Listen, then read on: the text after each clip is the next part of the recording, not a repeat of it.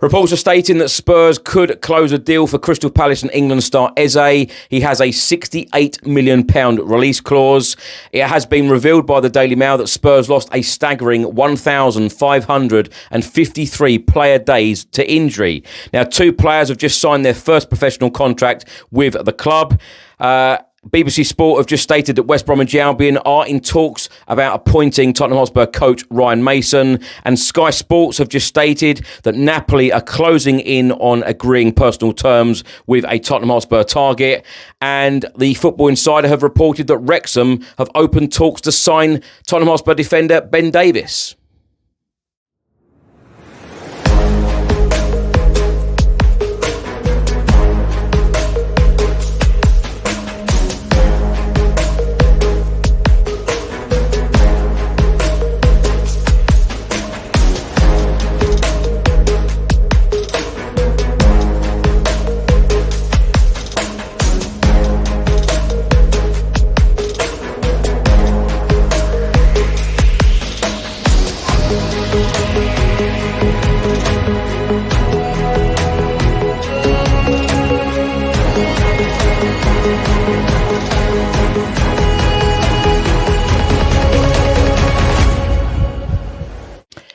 Hi everyone, hope you're well. My name is Chris Cowlin and this is another episode of Tottenham News where I'll be going through all of the latest Spurs news, rumours and reports. If you're watching this on YouTube, please do hit that subscribe button, like, share and comment below. And if you're listening to this on an audio platform, please do hit the follow button and leave a review if you can.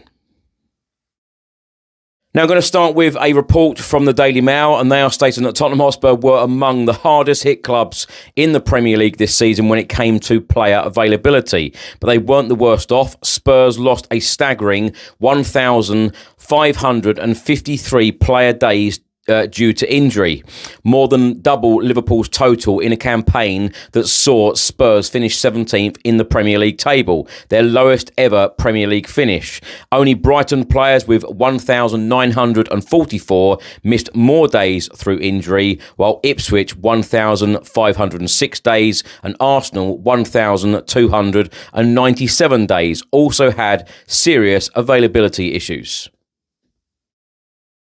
Now, a couple of outlets have covered this story. This one is from Team Talk, and they are stating that Tottenham could close a deal for Crystal Palace and England star Eze. He has a £68 million release clause, and the clause is said to activate this summer, but will end 2 weeks before the end of August. Spurs are said to be thinking about a player plus cash offer first, but they may have to be quick, with Crystal Palace opening negotiations to extend the Englishman's stay at Selhurst Park. Now, a report has just been published by the Football Insider all about Spurs defender Ben Davies. They are stating that Wrexham have opened talks to sign Spurs defender Ben Davies when his contract expires at Spurs. The newly promoted Championship club are working on a deal to land the 32-year-old Wales international on a free transfer this coming summer. It is believed that Ben Davies will consider multiple offers before deciding where he will play next term. Tottenham are prepared to lose Davies on a free transfer as part of a major squad overhaul. BBC Sport have just reported that West Bromwich Albion are in talks over appointing Tottenham Hotspur coach Ryan Mason as their next manager. Discussions are well underway and continuing amid positivity from all parties that Mason will accept his first managerial role. And Stoke-on-Trent Live have just reported that Paul Bracewell has offers on the table after apparently leaving his coaching role at Hotspur Way. The 62-year-old has been in Tottenham's youth setup for the last 7 years. Stoke-on-Trent Live then go on to say initially working as professional development coach alongside Ryan Mason, who is thought to be close to being named as the new West Brom manager and then becoming an elite development coach. Now, on Friday, Tottenham Hotspur Football Club announced that the new home kit will be released on Tuesday, the 3rd of June. The new kit for the 2025-2026 campaign. Of course, Spurs will be in Champions League action wearing this shirt and kit. Now, if you are listening to this on an audio platform, please do visit the YouTube version or another video platform that I put out on social media. Sky Sports have just reported that Napoli are closing in on agreeing personal terms with Lille's 25-year-old Canada forward Jonathan David, a player that Tottenham Hotspur have tracked for some time. He has also been contacted by Italian club Juventus. On Friday, it was announced by Tottenham Hotspur Football Club that forward Luca Williams-Barnett has picked up the Premier League's Under-18 Goal of the Season award for his stunning effort from the halfway line against Leicester City back in November 2024. Williams-Barnett said, "I'm very happy to win this award. I was especially happy with the goal against Leicester, and I want to thank my coaches and teammates, as well as my family, for helping me throughout this season." Also on Friday, Tottenham Hotspur Football Club announced a couple of first professional contracts with the club. Harry Byrne, the 17-year-old, has been a regular starter for our under-18s this season, usually as an inverted left-back. He was part of the under-17 Premier League Cup winning side this season, scoring a superb free kick in the final against Charlton Athletic at Stevenage, and stepped up to make his debut for under-21s back in December. And Tynan Thompson has also signed his first professional contract with Tottenham Hotspur, a lively left winger. Tynan recently turned 17. He has been almost ever present for our under-18s this season, featuring in all but one of our league games at that level, while also helping us lift the under-17 Premier League Cup. And back in December, he stepped up to make his debut for the under-21s against Ajax in the Premier League International Cup.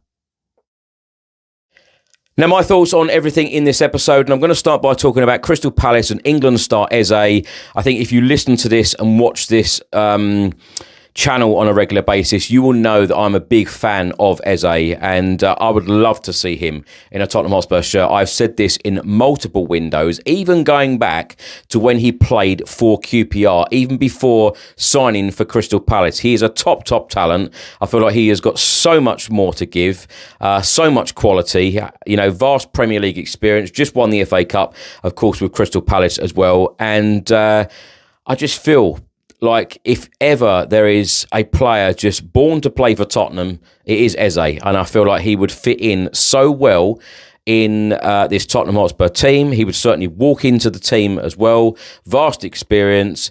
We know he can score goals. He can provide that superb pass. He can provide that killer assist.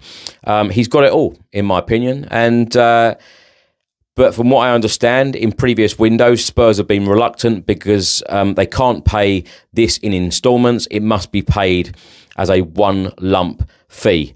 But with Spurs in the Champions League, as I said in previous episodes, Spurs are now in the Champions League. We've got to aim big. We've got to aim high. We've got to show ambition in this transfer window. And I feel like the board are under quite a lot of pressure to really deliver key quality experienced players in this transfer window when we are playing Champions League football. And not only that, our Premier League form last season was very, very poor. 22 league defeats. That needs to be better. And the depth of the squad needs to be better as well. And players like Eze, this is exactly who we should be targeting, in my opinion. So if Spurs could get this deal done, I'd be a very happy man. And as I said, I've said this for many, many years, going back to the QPR days when he was a top young talent. He's now 26. He's got a lot of experience. But as I said, he's still got a lot more to give. And he will be a regular in this England side under Thomas Tuchel. I have absolutely no doubt. Paul Bracewell has apparently left Tottenham Hotspur Football Club. This has not been confirmed by the club yet. This has not gone out on any official statements as yet, so we will await this news.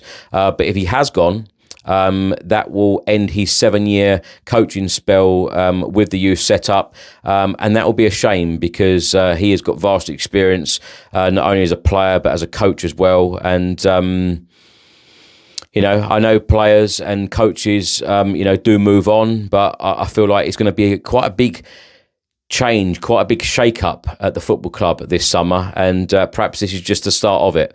So we do await the official news from the football club on that. The Football Insider have reported that Wrexham have opened talks to sign Ben Davies. I'd be very, very surprised, actually, if Ben Davies ends up leaving Spurs this summer. I think that Spurs do have that up their sleeve, that they are going to activate a 12-month extension on his contract, keeping Ben Davies at the club for another year. So I'd be very, very surprised if Ben Davies is in talks with any other club right now. I get the sentiment that, of the report and, some journalists perhaps thinking that he's going to go back to Wales to play. Wrexham, of course, it is a great story, Wrexham, what they're doing at the moment, but I can't see anything but Ben Davies staying for another 12 months. And as I said in the previous episode, I feel like if Ben Davies was leaving Tottenham Hotspur Football Club, they would have done a proper goodbye at that Brighton game. So I feel like that is definitely going to happen, and Ben Davies will be in a Spurs shirt yet again. The Daily Mail have reported that Spurs were among the hardest hit clubs in the Premier League.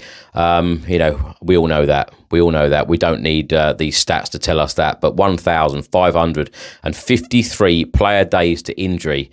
I tell you what, Brighton, 1,944 days. That is unbelievable.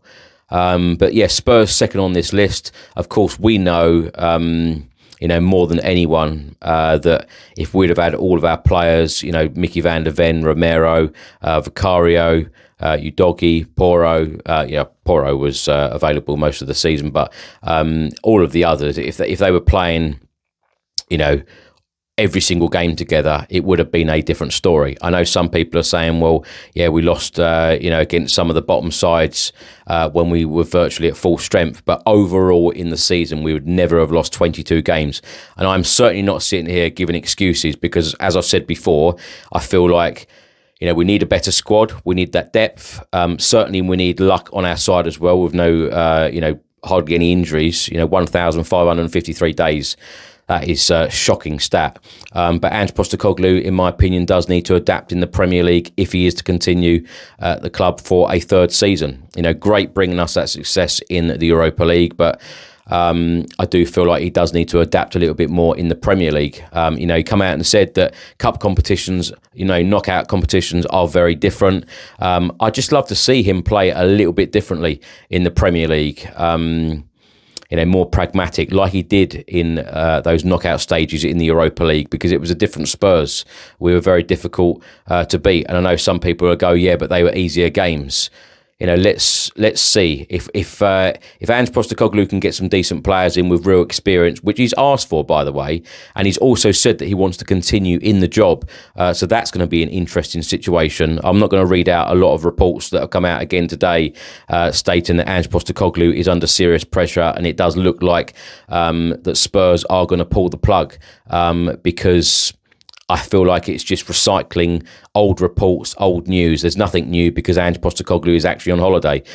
So we need to wait for an announcement if there's going to be one. So that's going to be interesting. West Bromwich Albion are in talks over appointing Spurs coach Ryan Mason. That's come from the BBC, and BBC have also stated that Ryan Mason could actually take some of the coaches with him as well. So that would be interesting if Ange Postecoglou does continue at Spurs and Ryan Mason does go and take some of the coaches with him. Then of course Ange Postecoglou has got another huge job on his hands, not only by trying to revamp the squad, new reinforcements, etc., but then having to replace some of his coaching staff. Of course, he lost Chris Davies to Birmingham last season as well. So that's going to be a major shake-up in his coaching staff team. Sky Sports have stated that Napoli are closing in on agreeing personal terms with Jonathan David, and this is a player that we have been linked with for many, many years, multiple transfer windows. But what I would say on this one, if Spurs aren't going for people like Jonathan David, who, a lot of people expected us to go in for him, we need to get deals done early. The transfer window opens in when I'm making this video, it's opening in just over 24 hours time.